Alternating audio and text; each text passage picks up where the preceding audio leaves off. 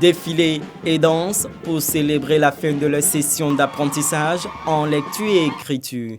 Avec ces cours d'alphabétisation initiés par l'inspection d'enseignement primaire de Cocody, des opportunités s'ouvrent pour ces femmes, notamment l'accès à l'information et l'utilisation du numérique. Ça fait 2 ans maintenant que j'apprends à lire et à écrire. Et c'est vraiment très important parce qu'actuellement, là, je sais lire, je sais écrire, je peux me débrouiller dans la rue. Quand on écrit des choses, j'arrive à lire et à écrire. L'alphabétisation est un facteur d'autonomisation. Les femmes veulent davantage relever leur niveau d'instruction en vue de faciliter leur prise en charge à travers des activités économiques. Les promoteurs se réjouissent d'avoir levé un coin de voile sur l'alphabétisme. Pour vraiment accompagner tous les efforts consentis par le gouvernement en matière d'alphabétisation. Surtout que le ministère aujourd'hui s'appelle ministère de l'Éducation nationale et de l'alphabétisation. Cette cérémonie s'inscrit donc dans cette veine. Les différents centres se sont réunis aujourd'hui. J'ai bien voulu comme ça magnifier les apprenantes et les apprenants qui ont vraiment voulu choisir cette voie pour sortir de l'ignorance. En Côte d'Ivoire, un rapport de la Banque mondiale de 2018 révèle que le taux d'alphabétisation chez les femmes de plus de 15 ans est de 40,15% contre 53,6% chez les hommes.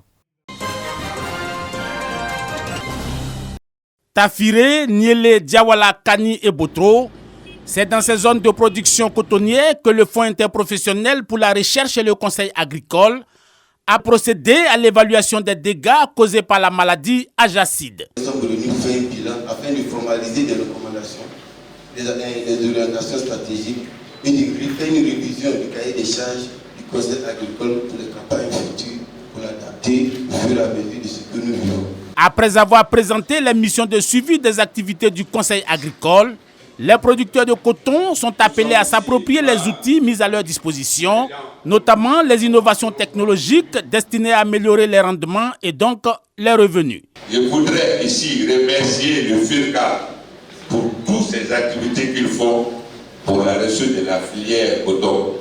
Et aujourd'hui, si nous rassemblons ici, c'est pour venir échanger et prendre les meilleures idées et pour aller faire la campagne qui s'annonce.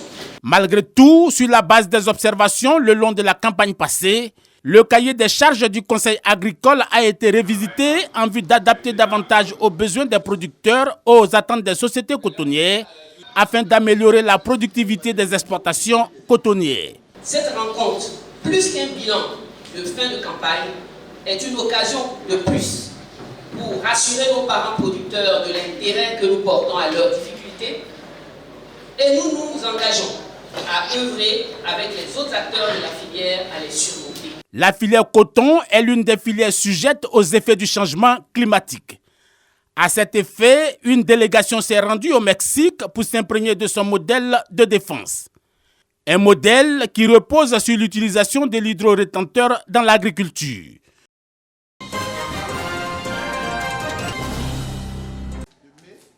Après sa présentation à la communauté villageoise le 1er avril dernier, la mutuelle pour le développement de Koumoudji dans la sous-préfecture de Kononfla, département de Saint-Fra, veut aller très vite dans sa volonté d'apporter le développement aux parents. Le premier coup de pioche pour le reprofilage des voies du village et 1 mois après, les travaux ont démarré à la grande joie des populations. Il s'agit pour nous d'apporter de la joie, il s'agit pour nous de lutter dans notre entendement dans le développement local, lutter contre l'exode rural, mais aussi encourager le retour à la terre. Dans cet élan d'apporter le sourire à Koumoudji, un village de plus de 3000 âmes, le groupe scolaire n'a pas été oublié.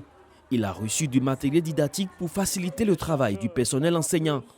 Pour maintenir la dynamique, entamer et lancer d'autres projets pour lesquels il a été élu, Thomas Gessambi et son bureau se sont retrouvés.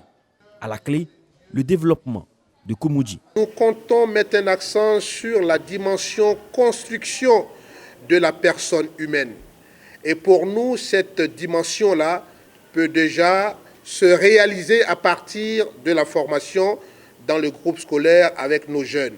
La mutuelle de Koumoudji ambitionne lutter contre les zones rurales et favoriser l'entrepreneuriat agricole en allant à la rencontre des partenaires stratégiques.